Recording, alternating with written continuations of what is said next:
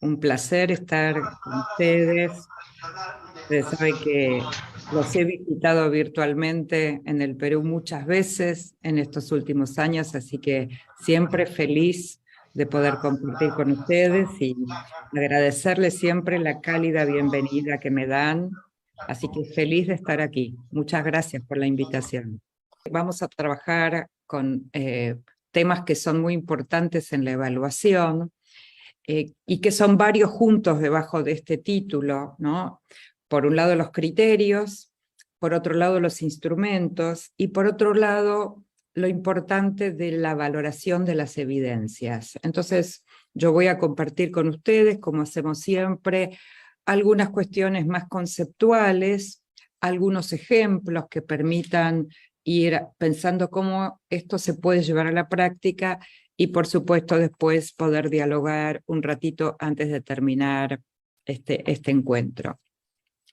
Miren, quiero compartir primero una reflexión, un texto maravilloso de Eisner. Eisner es alguien que escribe sobre el tema de educación artística y tiene un texto vinculado a la evaluación que me parece que de manera, diría, bastante poética, ¿no? Nos da a conocer las cuestiones de la evaluación, en particular alguna de la que a mí me preocupa compartir con ustedes hoy, que tiene que ver con la idea de la transparencia en el campo de la evaluación.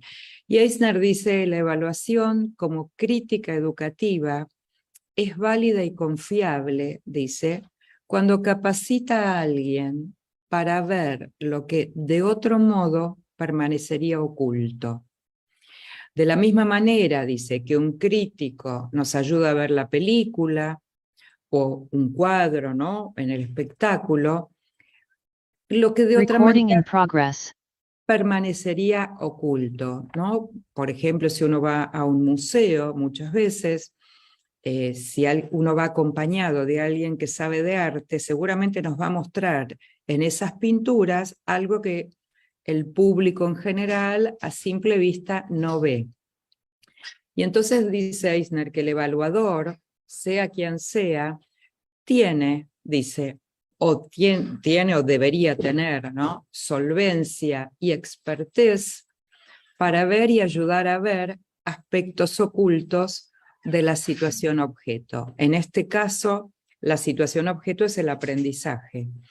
Y me parece que es una mirada desde otro lugar, desde alguien que tiene que ver con el arte y que nos hace pensar cómo la evaluación no es simplemente en los aprendizajes, sino también develar lo que está oculto nos ayuda a entender mejor una película, a ver mejor un cuadro en un museo.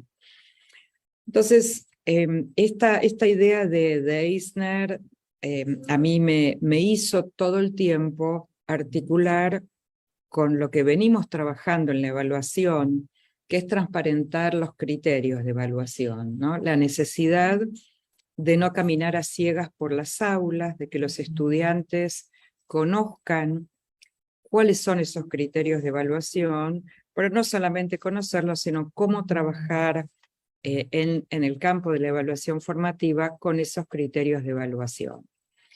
Cuando nosotros pensamos en los criterios y preguntamos a alguien, bueno, ¿a qué se refieren, ¿no?, cuando hablamos de criterios? Y van a ver que hay muchas maneras de explicar el tema de los criterios.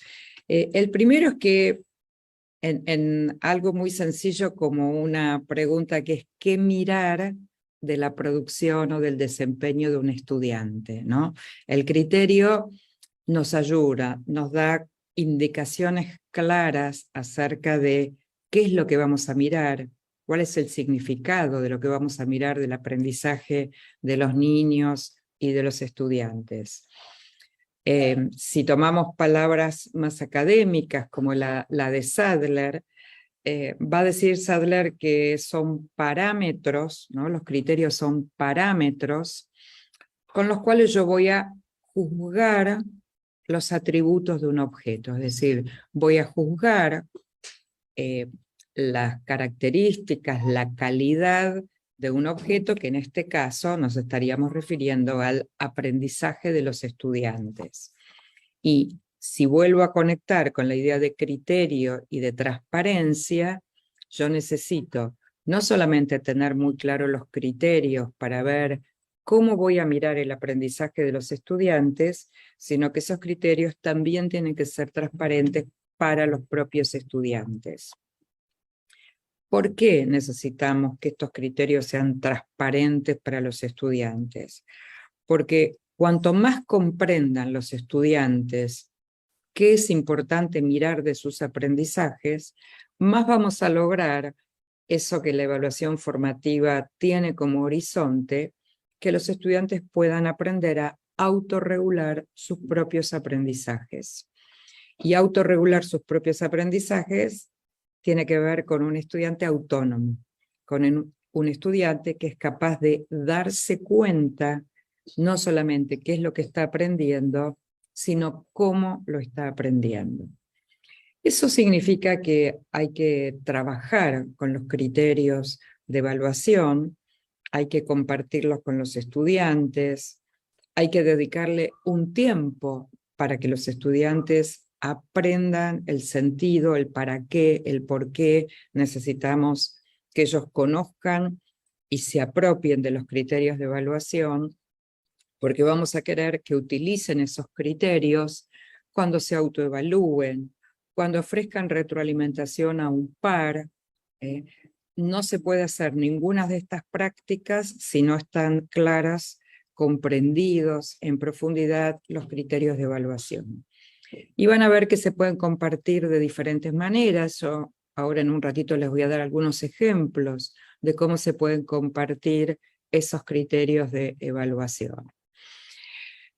Por ejemplo, voy a primero darles un ejemplo de esta idea de por qué es importante que el estudiante los comprenda para regular su propio proceso de aprendizaje. Por ejemplo, si los estudiantes interpretan una tarea de lectura que nosotros le proponemos y ellos entienden que la tarea de lectura, la mejor manera en que pueden aprenderla es a través de la memoria, si ellos piensan, interpretan que esa tarea de lectura es una tarea de memorización, van a ir a buscar estrategias de memorización, van a ir a ver cuál es la mejor manera en que se pueden aprender de memoria eso.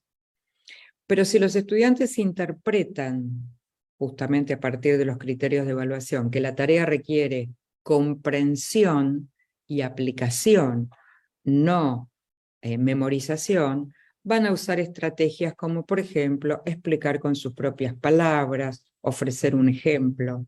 Y fíjense que frente a la misma tarea, ¿no? Las interpretaciones son diferentes si los estudiantes no tienen claro qué vamos a mirar de esa tarea de lectura. Si ellos piensan que vamos a mirar si puede repetir de memoria la lectura, entonces va a usar unas estrategias de aprendizaje como es la memorización. En cambio, si de los criterios entendieron que tienen que mostrar comprensión de la lectura, no repetición de la lectura, bueno, van a usar otras estrategias como sus propias palabras o la posibilidad de ofrecer un ejemplo. En los diseños curriculares, habitualmente nosotros encontramos lo que se llaman estándares de aprendizaje, que los estándares de aprendizaje constituyen de algún modo criterios muy precisos y comunes para todos los estudiantes, no solo para saber si el estudiante alcanzó el estándar, sino también para saber cuánto le falta, cuán lejos o cerca está de alcanzar ese estándar. Con lo cual, uno diría, si buscáramos una metáfora, ¿no? El estándar podría ser como un GPS que no solamente nos dice a dónde tenemos que ir, sino que nos orienta los caminos por donde nosotros tenemos que caminar para llegar a donde tenemos que llegar. También en este trabajo con transparentar los criterios, con dar cuenta de los estándares. Nosotros muchas veces lo hacemos a través de las producciones escritas que hacen los estudiantes, lo hacemos a través de la observación de un estudiante aprendiendo, pero también lo hacemos a través de las interacciones. Cuando nosotros, ahora que hemos vuelto a la presencialidad, las interacciones, los diálogos de los docentes con los estudiantes, los diálogos de los estudiantes entre sí, contribuyen, se constituyen esos diálogos en evidencias de aprendizaje en el campo de la evaluación formativa. También lo eran en los momentos en que estábamos en la virtualidad, la interacción del estudiante, por ejemplo, con una computadora, ¿no? Donde muchas veces a través de plataformas se le ofrecían a los estudiantes algunas actividades, los estudiantes realizaban esas actividades y la misma aplicación le ofrecía alguna respuesta.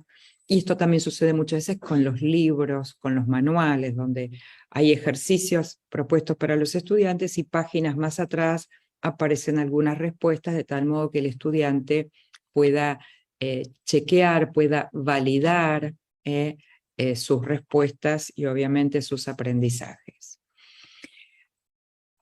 Los criterios de evaluación, como ustedes podrán inferir de lo que yo vengo compartiendo, que son usados por maestros y son usados también por los estudiantes. O sea, nosotros, maestros, identificamos los criterios de evaluación, construimos, usamos como referente lo que el diseño curricular nos muestra en cuanto a estándares, y lo hacemos para evaluar los aprendizajes de los estudiantes, pero también para que los estudiantes utilicen los criterios para desarrollar esas habilidades metacognitivas, esas competencias de aprender a aprender, ¿no?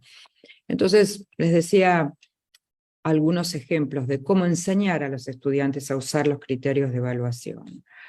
Por ejemplo, una actividad muy linda, muy rica, muy desafiante es, si yo comparto con los estudiantes los criterios de evaluación y les digo, ustedes tienen que desarrollar, por ejemplo, su capacidad para establecer relaciones entre distintos conceptos, le voy a pedir a los estudiantes como una primera actividad que expliquen con sus propias palabras qué entendieron del criterio que yo compartí con ellos.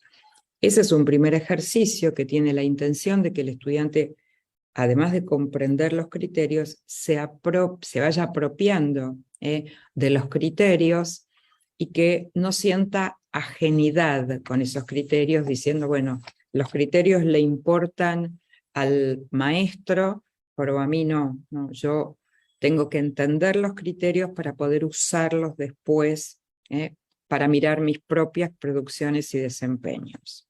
Otro ejercicio que hacemos cuando les enseñamos a usar los criterios es, les ofrecemos, yo siempre les sugiero que guarden producciones de sus estudiantes y por supuesto les quiten los nombres y, por ejemplo, le entreguen a los estudiantes 3 ejemplos de 3 producciones de niños de año anterior y les pidan que ordenen las producciones de la mejor a la peor. Por ejemplo, de 3 producciones, pedirle a los niños que digan cuál les parece que es la mejor y que expliquen por qué, y cuál les parece que es la peor, o cuál es la primera, la segunda y la tercera, y que expliquen por qué.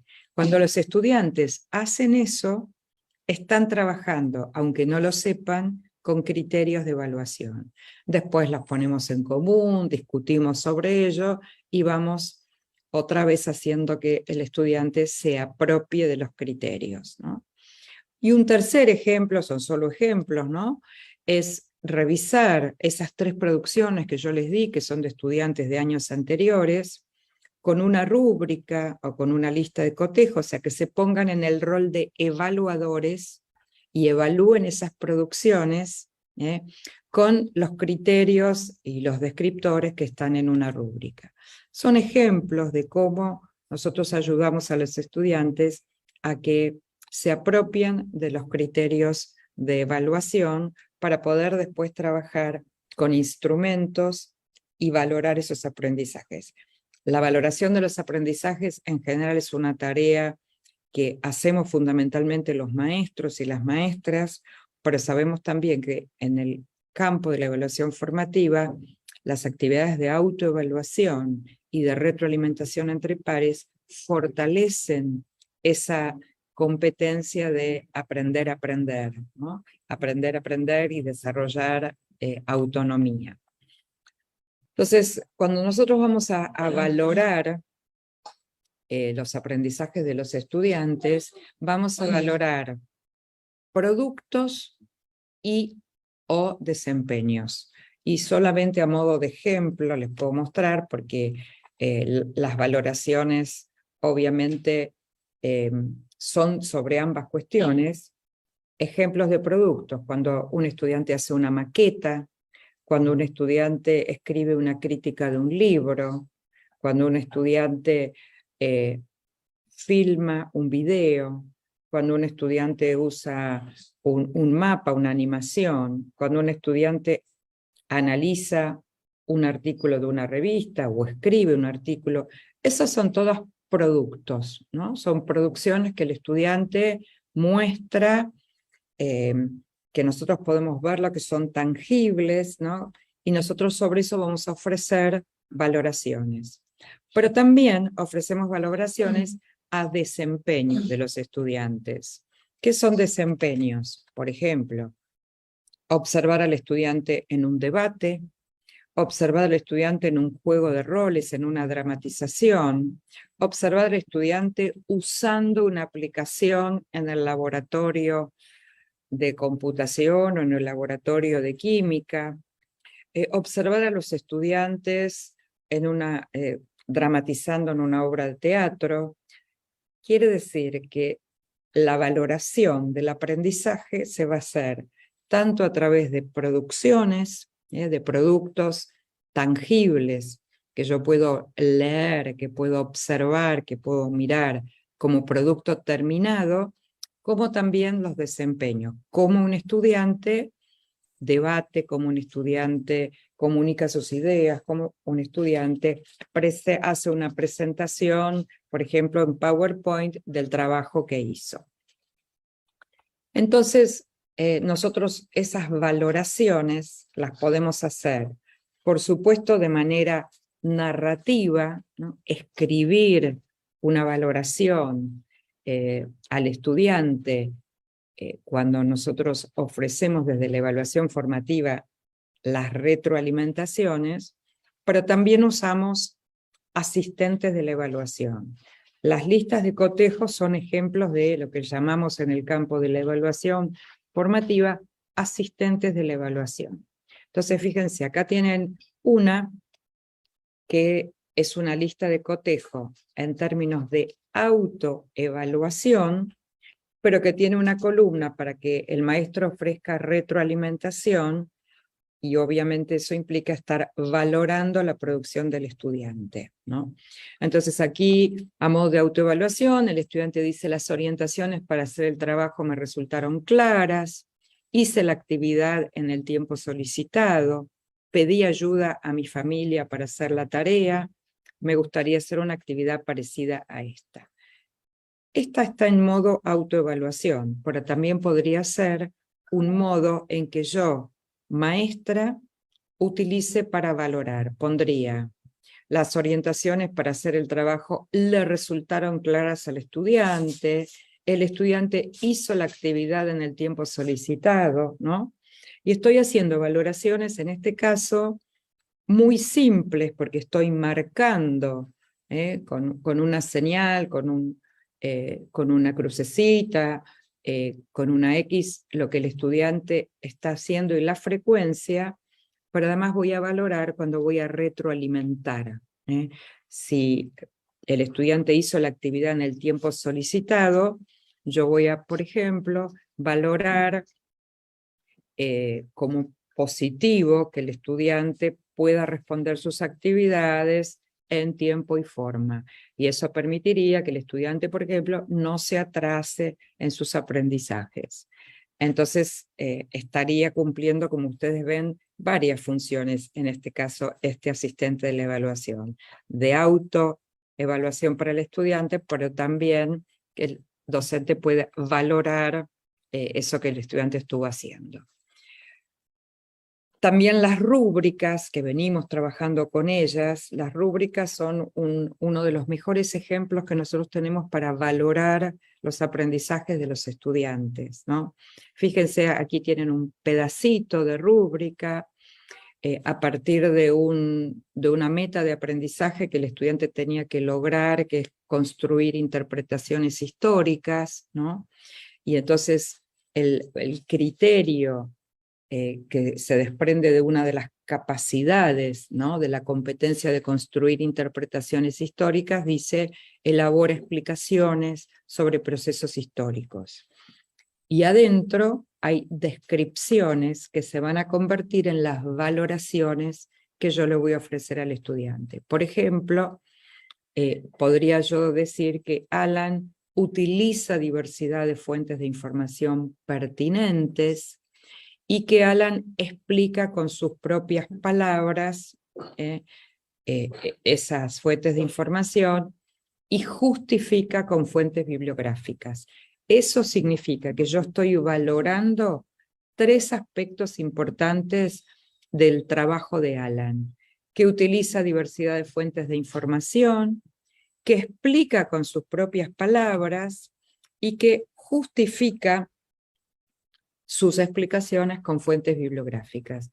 Estoy haciendo, si ustedes ven, 3 valoraciones, solo que en lugar de escribir esas valoraciones, lo que yo las tengo predefinidas en una rúbrica, y eso me facilita, sobre todo cuando yo tengo cantidad de estudiantes, por ejemplo, un profesor de secundaria, bueno, que muchas veces tiene muchísimos cursos y no tiene tiempo de escribir narrativamente. Entonces, tener esto escrito en la rúbrica, habiendo identificado distintos niveles de calidad de este criterio, ayuda mucho en la devolución a los estudiantes.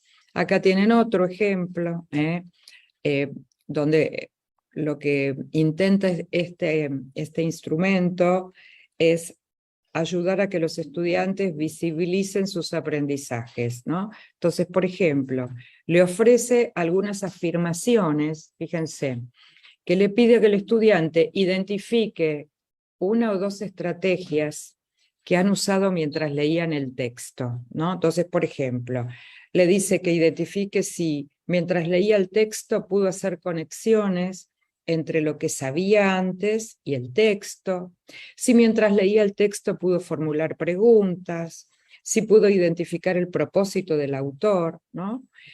Y además le pide, fíjense en la columna de al lado, que el estudiante describa cuándo y cómo usó esas estrategias, ¿no?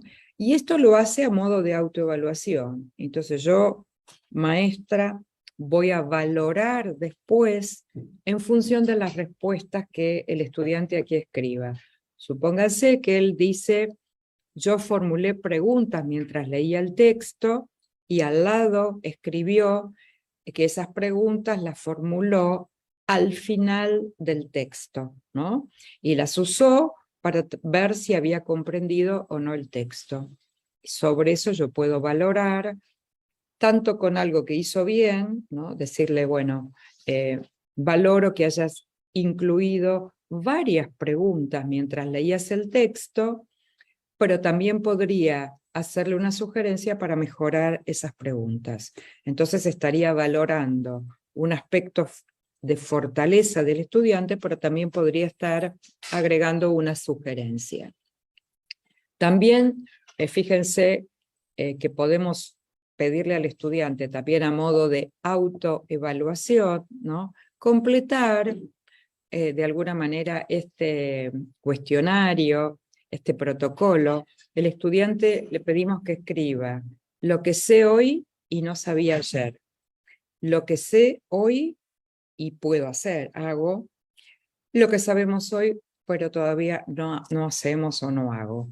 Y sobre esto, nuevamente yo podría valorar que el estudiante aprendió y puede hacer, podría retroalimentar por lo que sabe, pero no lo puede hacer. Y entonces todo el tiempo mis valoraciones van a estar acompañando fortalezas de los estudiantes, acompañando mejoras a través de las sugerencias, a través de las orientaciones, a través de los ejemplos. Yo ya he compartido muchas veces, y lo vuelvo a traer porque los maestros están usando los protocolos, ¿no? Y entonces yo valoro de otro modo acá, valoro la producción de un estudiante cuando le digo que siga haciendo algo que está haciendo bien, valoro cuando le digo que empiece a hacer algo que todavía no está haciendo, quiere decir que le estoy indicando que algo le falta, pero al mismo tiempo le estoy sugiriendo y orientando qué es lo que tiene que hacer. Y también le propongo que revise algo que no está bien. Quiere decir que mi valoración no es siempre lo que está bien, o lo positivo, o la fortaleza. La valoración también es aquello que está bien, aquello que hay que empezar a hacer porque no se está haciendo, y aquello que hay que revisar. ¿En función de qué le digo esto? En función de cuán lejos o cerca está el estudiante de alcanzar las capacidades y competencias que tiene que lograr, ¿no? Fíjense que acá tengo otro ejemplo, otro modelo de retroalimentación que tiene 4 partes, donde yo voy en la valoración del estudiante, voy a resumir en 1 o 2 frases lo que el estudiante logró en un trabajo. Después como segundo paso, voy a detallar cuáles de los criterios de evaluación alcanzó y cuáles todavía le falta para poder alcanzar la capacidad y luego la competencia. El tercer paso va a ser reorientar a los estudiantes que no alcanzaron con la intención de que revisen esos aprendizajes o busquen ayuda o de un par o del propio maestro. Y un cuarto paso que le voy a pedir que vuelva a entregar el trabajo o vuelva a hacer una actividad en la que puede mostrar aquello que aprendió. Y entonces este es otro modo, otra estrategia que yo voy a usar para valorar. Aquí les quiero mostrar una lista de cotejo que es para nosotros los maestros, ¿no? Para chequear nosotros, de alguna manera para validar nosotros si estamos bien encaminados con cómo estamos valorando las producciones de los estudiantes. Y es a modo de autoevaluación. Fíjese, identifico y comunico fortalezas y logros. Podría contestar que sí o que no. Identifico y comunico aspectos a mejorar. Podría decir siempre sí o no. Favorezco instancias de diálogo con los estudiantes, o sea, entre estudiantes y maestros, y entre estudiantes entre sí. Favorezco prácticas de autoevaluación. Favorezco prácticas de evaluación entre pares. Ofrezco preguntas para que los estudiantes busquen respuestas o se queden pensando en cómo están aprendiendo. Ofrezco sugerencias específicas, concretas. Ofrezco sugerencias a través de mostrar ejemplos. Utilizo un tono cálido y respetuoso para comunicar la valoración y escucho cuidadosamente lo que los estudiantes tienen para decir. Y esa es una especie de lista de cotejo, ¿no? Para mí, como docente, para saber si estoy bien encaminada en los modos en que estoy ofreciendo valoración, y tal vez me doy cuenta que solo estoy usando prácticas, por ejemplo, de autoevaluación, pero no estoy comunicando fortalezas y logros, o no estoy ofreciendo ejemplos para mejora, ¿no? Es un lindo ejercicio para nosotros, maestros, pensarnos como maestros que estamos valorando los aprendizajes de los estudiantes. También tenemos los portafolios de aprendizaje, que son instrumentos muy valiosos para recoger evidencias de aprendizaje y valorar las evidencias que un estudiante pone adentro de un portafolio. Y allí tenemos, fíjense, portafolios de proceso, portafolios de avance, y ahora les voy a dar un ejemplo, o pueden ser portafolios de productos. Un portafolio de proceso y avance puede ser un portafolio donde yo le pido una vez por mes a los niños que incluyan en el portafolio una producción escrita, ¿no? En los niños que están en su proceso de alfabetización, y le pido que a fin de mes elijan la mejor producción escrita que hicieron ese mes y la incluyan en su portafolio y expliquen por qué les parece que es la mejor. Al mes siguiente, a fin del mes siguiente, vuelvo a preguntarles que vuelvan a elegir una segunda producción escrita, pero le digo que busquen una que sea mejor que la que pusieron el mes anterior. Y así todos los meses, y entonces a fin de año yo voy a tener un portafolio, supónganse con 9 producciones, 10 producciones, y los niños van a poder ir viendo cómo fueron mejorando de un mes a otro, y yo voy a ir valorando esas producciones que los niños pusieron y la justificación por qué les parece que esa es una buena producción. En el caso de un portafolio de producto, yo puedo usarlo como un portafolio de producciones finales, y entonces le puedo pedir, por ejemplo, a mitad del año al estudiante que busque entre todas las actividades que hemos hecho, o sea, todas las evidencias de aprendizaje que ellos han mostrado, que busquen las 5 mejores, las pongan en el portafolio y expliquen por qué esas 5 son las mejores, justifiquen. Y entonces yo puedo valorar producciones finales, ahí no voy a valorar el avance, el proceso, sino voy a valorar producciones finales. También les quiero dejar en este encuentro otro recurso que para mí es un recurso muy, muy querido porque nos ayuda a pensar mucho para ofrecer valoraciones a las producciones de los estudiantes. Son 5 preguntas que me hago cuando voy a leer las producciones de los estudiantes. La primera pregunta que me voy a hacer es: ¿qué evidencias yo encuentro en este trabajo de los estudiantes, en esta evidencia de aprendizaje, que muestra lo que el estudiante comprendió? Entonces, miro la producción de uno o de todos mis estudiantes, supónganse que miro la producción del primer ejercicio que les propuse y busco evidencias que me digan mis estudiantes comprendieron esta idea. La segunda pregunta es igual, pero busco evidencias de lo que no comprendieron. Me doy cuenta, leyendo las respuestas de mis estudiantes a este trabajo que les pedí, que hay algo que no comprendieron. Y ese es un dato muy importante para que yo pueda, por ejemplo, planificar mi próxima clase, retomando lo que los estudiantes no comprendieron. La tercera pregunta que me hago, si hay algún estudiante que resolvió de una manera inusual o muy diferente, algo que yo no esperaba, ya sea porque está muy bien y yo no esperaba un trabajo tan bueno, o porque es tan diferente a lo que esperaba que vale la pena mirar qué es lo que sucedió ahí. La cuarta pregunta es si hubiese hecho falta alguna instrucción, alguna consigna más o algo diferente para que la producción de los estudiantes sea mejor. Y la quinta siempre es qué tendría que enseñar de nuevo o distinto de acuerdo con lo que yo voy encontrando en los trabajos. Este es un ejercicio que no es necesario que nosotros lo hagamos ante cada producción del estudiante, por supuesto.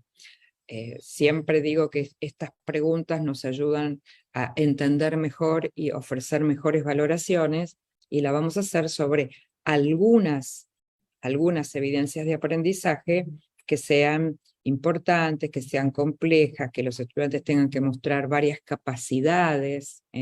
No la vamos a hacer cuando le pedimos al estudiante, por ejemplo, que dibuje un gato, ¿no?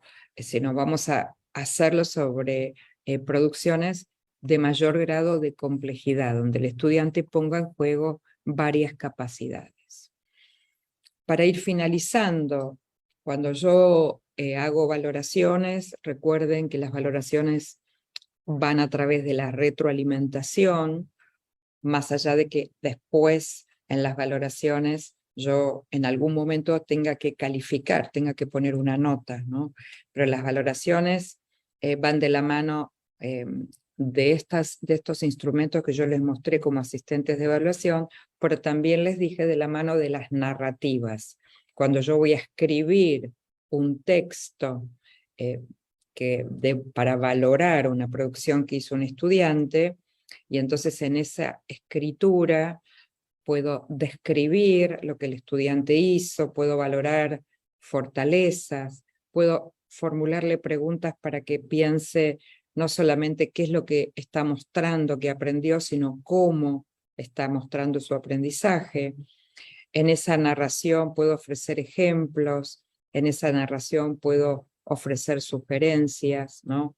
En esa narración puedo andamiar a los estudiantes mostrándoles, por ejemplo, cómo yo hago eso mismo que yo le estoy pidiendo a ellos. Yo dejo aquí de compartir porque el compromiso siempre es que tengamos tiempo para dialogar, para que ustedes compartan inquietudes, compartan dudas, que ustedes puedan volver a preguntar, volver a pensar en las prácticas que ustedes están haciendo cotidianamente y poder pensar, bueno, ¿qué paso más puedo dar? ¿Qué le podría sumar a lo que yo hago cotidianamente para lograr, por un lado, mejores aprendizajes y por otro lado, mejores valoraciones? Y una cosa más que quiero decir, y sí, ya voy a cerrar, es que nosotros nos importa mucho ofrecer valoraciones también cuando formulamos preguntas y los estudiantes responden preguntas, ¿no? Ya sea de manera oral o de manera escrita. Y ahí yo quisiera en particular tomar cuidado, que muchas veces los estudiantes nos responden preguntas fundamentalmente de aquello que queremos oír nosotros, ¿no? ¿Vieron esas preguntas que uno pregunta y el estudiante contesta no lo que de verdad piensa o sabe, sino nos contesta para agradarnos, nos contesta aquello que saben que nos va a poner de alguna manera contentos o que los va a ayudar, por supuesto, a tener una buena calificación o a tener una buena valoración. Y entonces nosotros ahí decimos que tenemos que tener cuidado de que el estudiante no esté trabajando con un concepto que muchos autores han trabajado, que se llama conocimiento ritual, ¿no? Donde el estudiante hace una tarea o responde sin comprender lo que responde. Y eso muchas veces pasa, por ejemplo, cuando se estudia algo de memoria y lo repite porque con esa repetición, entre comillas, voy a decir, aprueba, pero en realidad no está comprendiendo absolutamente nada y contribuye a lo que los distintos autores, Edward y Mercer, Perkins, han llamado conocimiento ritual, ¿no? Que no es transferible, que es superficial, y que voy a decir, como dicen, por lo menos muchas veces aquí los estudiantes argentinos, no sé si dirán lo mismo los estudiantes peruanos, con esta respuesta zafo, ¿no? Paso. Y no importa si lo comprendo o no lo comprendo, pero saco una buena calificación. Eso hace el conocimiento ritual, por eso Nosotros no queremos trabajar con conocimiento ritual, no queremos valorar conocimientos rituales de los estudiantes, sino queremos que los estudiantes comprendan por qué, para qué están aprendiendo lo que están aprendiendo, por qué tienen que desarrollar determinadas competencias, cómo van a articular las competencias con los saberes disciplinares, con los contenidos, bueno, y hacia allí vamos con el trabajo. Tenemos aquí 3 preguntas que hemos ido, en este caso, poniéndole en el Drive, y dice de la siguiente manera, ¿no? ¿Cómo debe ser la valoración de las evidencias de aprendizaje? Mm, ¿Y qué elementos debe contener esta valoración? mm, Doctora Rebeca, si nos sí. pudiese tal vez ilustrar, aquí en el Perú, seguramente también usted ya va conociendo por el tiempo que nos va acompañando en el país, estamos con un enfoque por competencias, y hay veces como que cuando se trabaja con un enfoque por comprensión o un enfoque va cambiando estas valoraciones. Tal vez nos pudiese aclarar. Muchas gracias. Mm, sí, cómo no. Miren, por supuesto que ustedes bien recién dijeron que las formas de valorar tienen que considerar el contexto, a quién le estoy valorando, si es un niño pequeño, si es un adolescente, y cuál es el contexto social, económico en el que ese niño, ese adolescente, digamos, se mueve.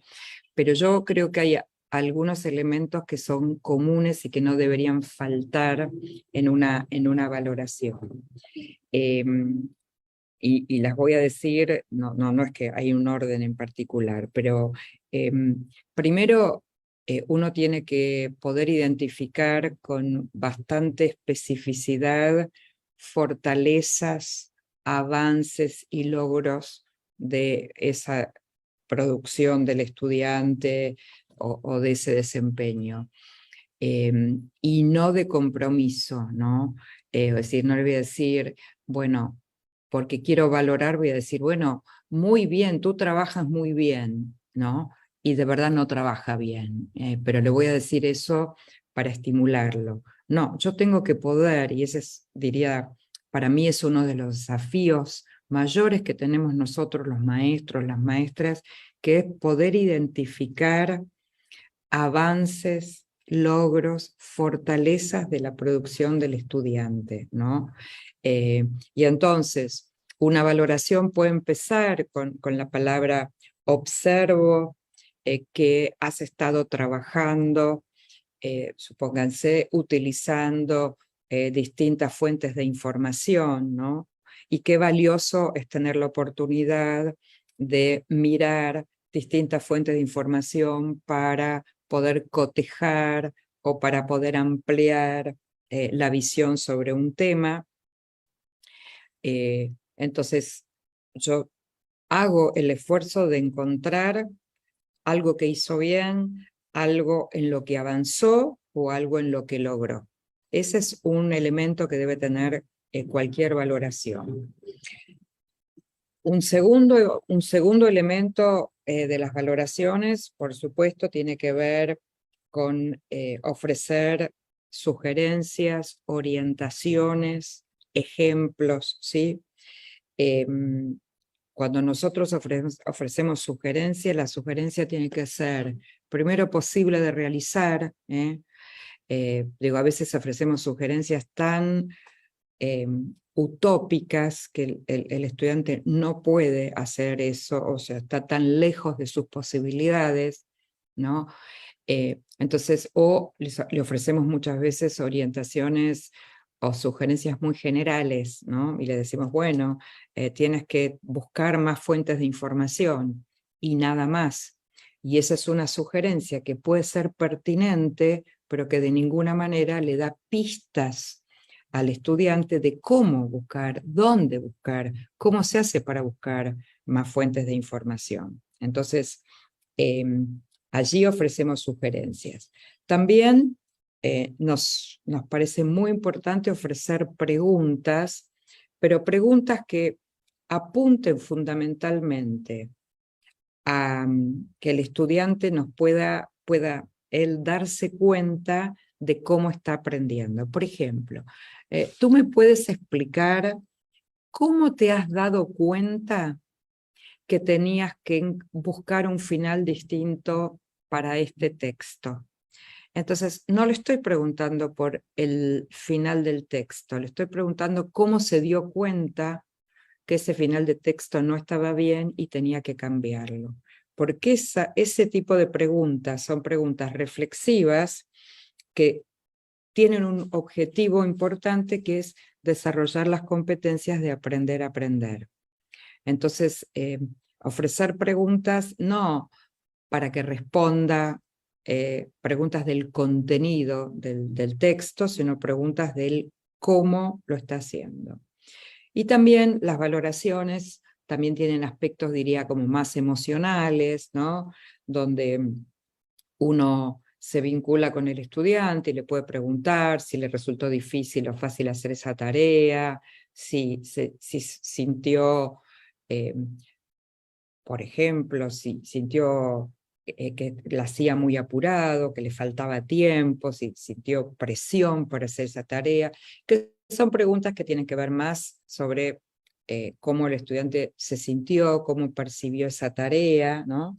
Y esas también son cuestiones que deberían estar, no siempre, a veces no necesito, porque yo estoy sentado, por ejemplo, dialogando con el estudiante y sé perfectamente cómo se siente, y lo veo todos los días en clase, pero en otras ocasiones, cuando no tengo esa posibilidad porque tengo muchos estudiantes, bueno, también puede haber en las valoraciones estas preguntas que tienen más que ver con la vinculación con el estudiante, cómo se siente, qué grado de confianza tiene en cómo está aprendiendo. A veces el estudiante dice, bueno, yo no puedo, a mí no me sale, no sé cómo hacer, ¿no?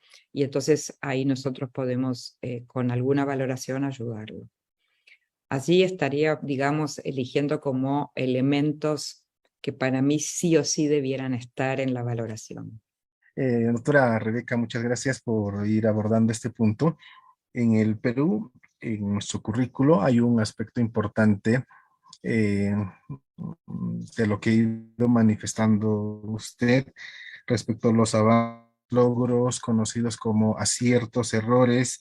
Y hay un aspecto importante que también señala que el docente debe encontrar aquellas razones probables de de las dificultades que tiene el estudiante. Esto hay veces cuando uno ingresa en aula, muchas veces no se ve tan desarrollado en todo el proceso de interpretación de la evidencia. Quisiera repreguntarle, doctora, ¿cómo cree que debería abordar un docente este proceso de averiguar cuáles son las razones por qué no alcanza algún desempeño el estudiante? Tal vez en Argentina hay estrategias que se han ido desarrollándose de manera que podamos incorporar también el desempeño de nuestros maestros de nuestro país. Miren, siempre tenemos estudiantes que no están alcanzando aquellos aprendizajes que debieran alcanzar, y ahí yo primero haría una distinción en si se trata de aprendizajes prioritarios, porque venimos de 2 años de pandemia, donde efectivamente uno podría decir que hubo menos aprendizajes genéricamente hablando, ¿no? Por las mismas circunstancias, ¿no? Del aislamiento, de lo que implicó trabajar en condiciones tan diferentes a las que estábamos habituados a trabajar. Entonces, primero yo distinguiría digamos, si lo que el estudiante no logra son aprendizajes prioritarios, o el estudiante no logra aprendizajes que podríamos considerar como más secundarios, si quieren. ¿Por qué digo? Porque no es lo mismo la preocupación si el niño no está alfabetizándose, que si el niño tenía que leer 3 textos y leyó solo uno, ¿no? O sea, entonces para mí ahí hay una primera distinción que hay que hacer. La segunda es que para poder ayudar a alguien que todavía no alcanza los aprendizajes, yo necesito que ese niño o ese joven tenga clara conciencia de que no lo está alcanzando, porque el trabajo no tiene que ser solo mío, el trabajo tiene que ser de conjunto mío y del estudiante. Si el estudiante no se da cuenta que no sabe, que no entiende, que no puede avanzar, se nos hace más difícil a nosotros los maestros trabajar con ellos, acompañarlos. Entonces, para mí es muy importante poder mostrarle al estudiante, por ejemplo, dónde está él, o sea, qué es lo que sí alcanzó, y mostrarle como el camino de qué le falta, y pensar con él o sugerir o orientar estrategias bien concretas para ver cómo avanzar. Concretas y graduales, ¿no? Vamos a ver si en esta semana, ¿no? Tú puedes avanzar con esto, y la semana que viene vamos a avanzar con otro, y la semana que viene con otro. Y eso implica un acompañamiento en la trayectoria, que digamos, la información que hay en el diseño curricular acerca de los distintos niveles de desempeño me ayudan, ¿no? Porque si yo sé que el estudiante, por ejemplo, solo puede describir un hecho histórico y tiene que llegar a poder analizar causas y consecuencias, entonces ese ejemplo, ese material que está en el diseño curricular me ayuda a mí a decir, mira, aquí hay voy a tomar un ejemplo, acá hay 4 escalones, tú estás en el primero, y está muy bien, y valorar lo que él logró en el primer escalón, pero fíjate, necesitamos avanzar al segundo, al tercer, y le comparto hacia dónde tiene que ir. Entonces ahí hay una tarea que en parte está facilitado por toda la información que hay en el diseño curricular, y en parte, por supuesto, es nuestra construcción conociendo el alumno y sus circunstancias. Por otro lado, me parece que hay estrategias de trabajo entre pares. Yo en algunas ocasiones he compartido ejemplos con ustedes de lo que se llaman redes de tutoría, ¿no? Donde en un trabajo colaborativo, porque sabemos también que el aprendizaje no es solo individual, el aprendizaje también es social, nosotros generamos espacios y recursos para que haya redes de tutores entre pares, ¿no? Que alguien pueda ayudar a su compañero, pero en una tarea, digamos, que nosotros organizamos en el aula para que sea sistemática, no es, bueno, un ratito tú te puedes sentar con tu compañero y explicarle, sino armar una experiencia de redes de tutoría, quiénes se voluntarizan para tutorear, cómo vamos a organizar los tiempos y los espacios para las tutorías, cómo le vamos a enseñar a quienes quieren ser tutores lo que significa la función de tutoría, ¿no? Los programas que hay en Latinoamérica sobre redes de tutoría funcionan muy bien, porque muchas veces un estudiante aprende mejor de un par que de nosotros los adultos, ¿no? Entonces, las estrategias de redes de tutoría también nos tienen que ayudar en ese sentido, una vez que tenemos como identificado la fortaleza del estudiante y todavía lo que le falta, ¿no? Ahí tendrían ejemplos de algo que se está haciendo en muchos países de Latinoamérica. ¿Qué aspectos debe considerar para desarrollar mis criterios de evaluación en el proceso de evaluación formativa con mis estudiantes hoy en la presencialidad? Sí, yo les di algunos ejemplos en la presentación que nosotros los estamos usando diría, con muchísimo éxito, éxito en el sentido de que ayuda a los estudiantes a entender más y mejor qué es lo que tienen que aprender, ¿no? Cuando yo planifico la enseñanza, debería planificar los momentos en que vamos a detenernos. A mí me gusta siempre usar la metáfora del viaje, ¿no? Si yo voy a emprender un viaje, en este caso sería un viaje de aprendizaje, uno debería planificar en qué momento va a parar, ¿no? Para tomar un café, para cargar gasolina, para descansar. ¿no? Uno planifica la ruta por donde va a hacer ese viaje. Y aquí pasa lo mismo con los criterios de evaluación y con no solamente con los criterios, sino con las estrategias, los instrumentos de evaluación.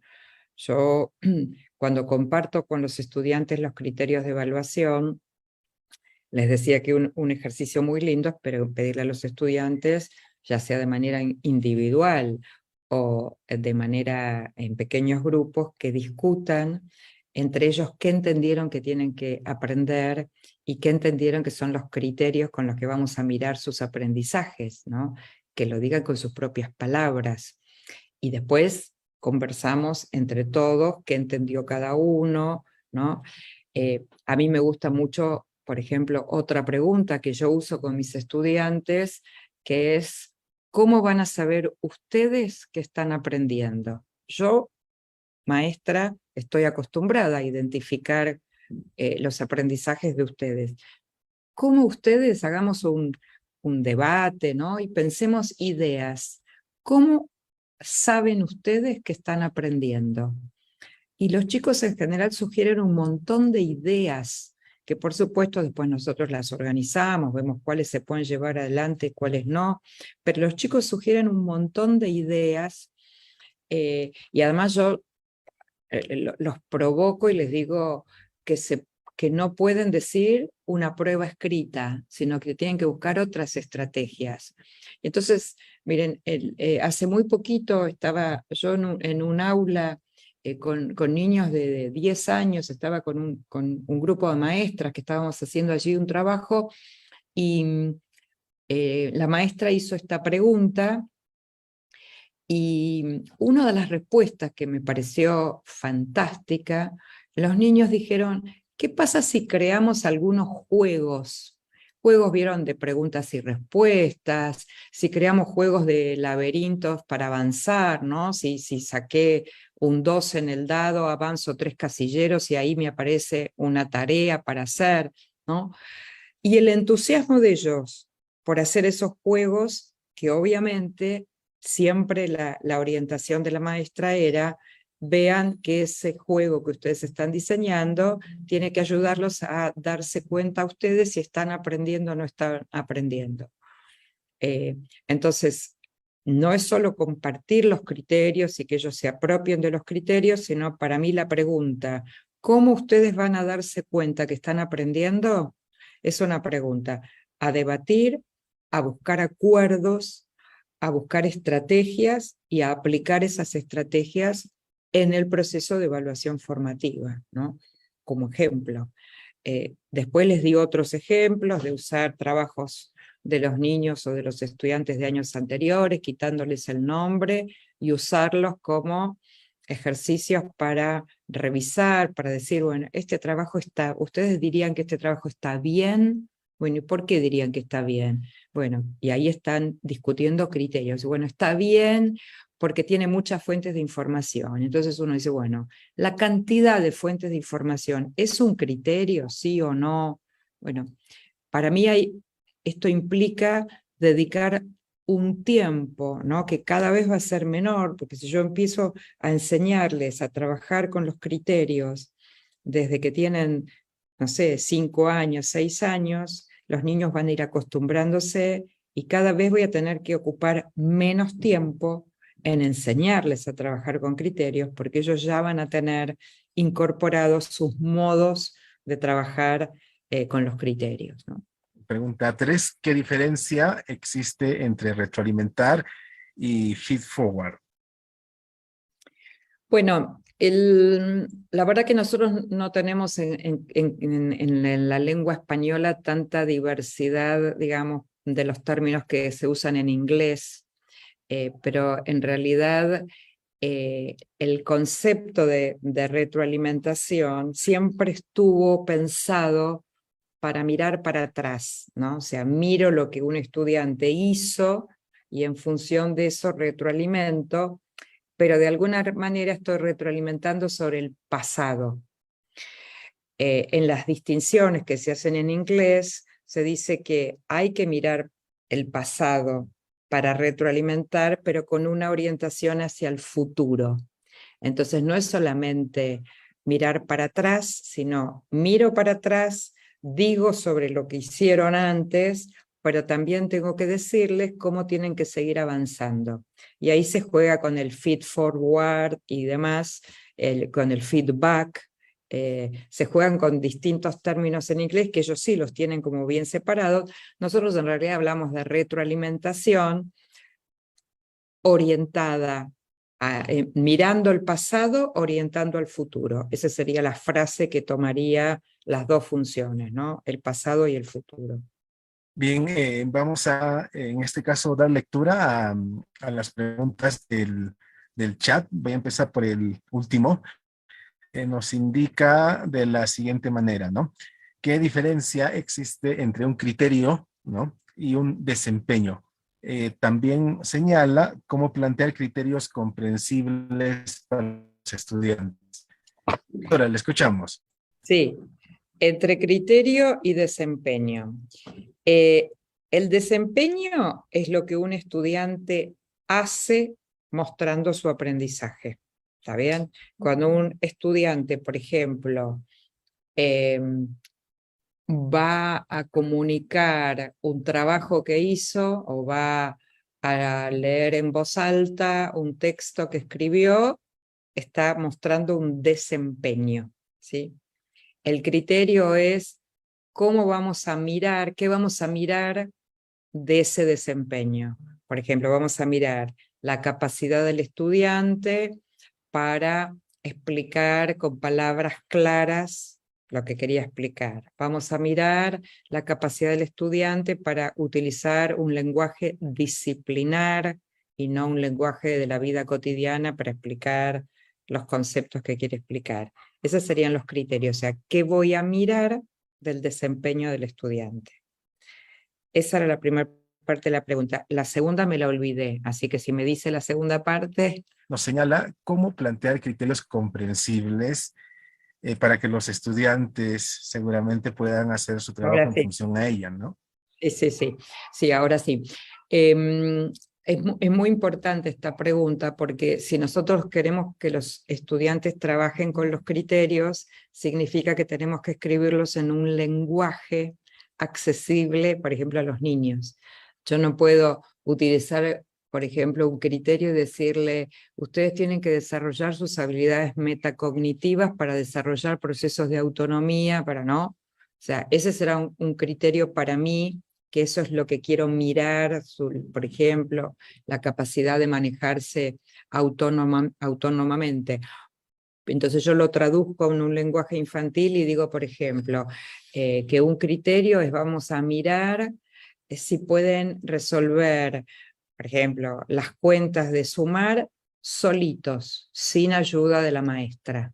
Eso es traducir el criterio de autonomía en un criterio que el niño lo pueda entender. Y entonces hacemos eso, porque si no, los niños no podrían trabajar con los criterios, ningún estudiante, porque siempre están en lenguaje adulto, digamos, en lenguaje académico. Entonces lo que hacemos es, los escribimos en un lenguaje que entiendan los niños, ¿no? Una aclaración, una diferencia entre una rúbrica analítica y rúbrica holística. Tal vez por ahí nos pudiese ahondar a fin de ir observando desempeños de mayor calidad en nuestros estudiantes. Sí, digamos, unas son más generales y otras son más específicas. Digo, para no... a veces nosotros buscamos tantas clasificaciones que después nos resulta difícil llevar todo eso a la práctica. Entonces, las holísticas y algunos la llaman holísticas y específicas. Las holísticas miran más general las competencias y las otras, las específicas, las miran mucho más, diría, detalladamente y con esa gradualidad que permite ver, por ejemplo, que dice, el niño explica con sus propias palabras, el niño ofrece ejemplos, ¿no? Ahí estaríamos con bien específicas. En otras estaríamos mirando, por ejemplo, la capacidad de resolver problemas en términos genéricos, ¿no? Diría esa distinción para que no sea, es más técnica la distinción, pero digo para que se pueda entender y usar fácilmente. A nosotros siempre nos interesa que se usan rúbricas más específicas porque son las que el docente usa en el aula, ¿no? Y el docente en el aula tiene que mirar a sus estudiantes aprendiendo. Si yo voy a hacer una rúbrica, por ejemplo, más institucional, tal vez no voy a buscar las capacidades de modo tan específico, ¿no? Esa sería la respuesta sencilla para entender lo que hacemos lo que necesitamos hacer en el aula. Bien, finalmente, doctora Rebeca, una última pregunta. ¿Cómo en este tiempo de pospandemia debe el docente ir implementando la evaluación formativa, dado que en nuestro país hemos iniciado ya desde el currículo del año 2017? ¿Qué recomendaciones podría alcanzarnos a fin de que los directores, los docentes puedan profundizar en estas prácticas y se alcancen a avanzar en los aprendizajes que por este tiempo se han ido estancando en el proceso normal que han debido ir desarrollando?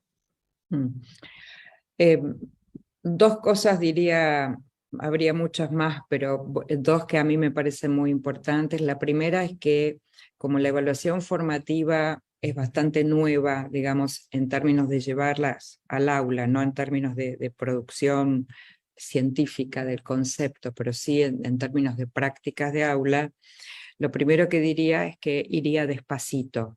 No intentaría empezar con todo junto, y autoevaluaciones y retroalimentaciones entre pares, y trabajar con los criterios, y formular, utilizar portafolios y protocolos, ¿no? Elegiría algo para empezar y sostener en acuerdo institucional, digo, no maestra aisladamente, sino ponernos de acuerdo en la institución.